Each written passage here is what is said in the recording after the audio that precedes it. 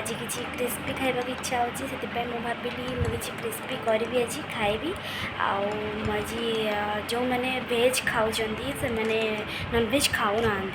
से खास करके डिशटा बहुत भल रहा गोटे थर ट्राए करी पुणी आज से मुझे वीडियो अपलोड करी आप देखिए मु KFC टाइप रो वेज नगेट्स करी चिकेन रो मतलब वेज चिकेन नगेट्स करी सेटा बहुत ही भल लगे मत मुझे पुणी आउे करी मुझे पूरा रेसिपी शेयर करी आपण मैंने कहे खाई केमती लगुच सॉरी देखिए करी खाइबे। फर्स्ट आम एमती आलू को एमती काटिकिना सिझेवाई छाड़ीदबा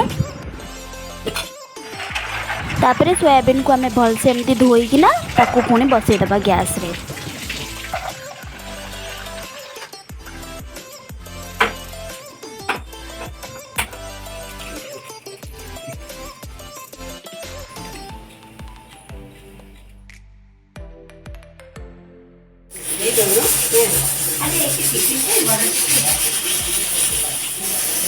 दीटा सीटी ही दिया इसमें पका सोयाबीन भी आमर रेडी हो गला तादेहरे टिके ठंडा करने ठंडा पानी मिसेदबा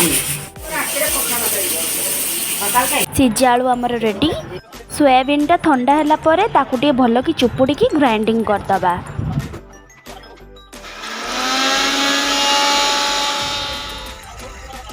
ग्राइंडिंग होइतिबा सोयाबीन पकईदबा तापर से सिझा आलू को पकईदबा तापर अदा रसुण पेस्ट पकईदबा तापर काटी लंका पियाज पकईदबा स्वाद अनुसार लुण पकईबा तापर गरम मसला टिके पकईदबा धनिया मसला और लंका गुंड पकईदबा तापर चाट मसला पकईदबा तापर किसी कटा होइतिबा पुदीना पकईदबा भल कि चकुड़ी की अध घंटा छाड़ीदबा तापर आम गोटे बैटर तैयारी करबा गोटे चामच मैदा गोटे चामच कॉर्नफ्लोर तादेहरे टे पानी मिसेकी ताको भल कि गोलेबा एवं तादेहरे टिके गोलमरीच गुंड पकईबा तापर किसी कॉर्न आनिकी आम ताको एई भलिया भाबरे गुंड करदबा रखिदेबा स्टफिंग टाको आम एई भलिया शेप दबा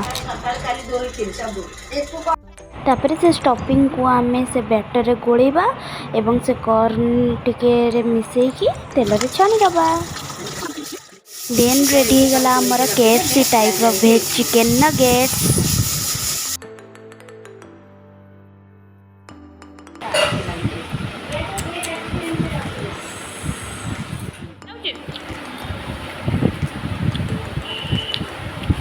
आगो में खाइबा क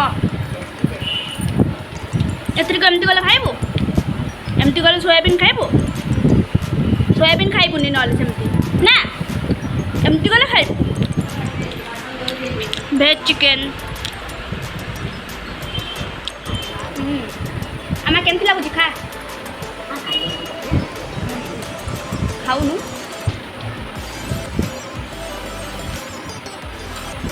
चल लागुची भल लागुची आउ थरे करिबा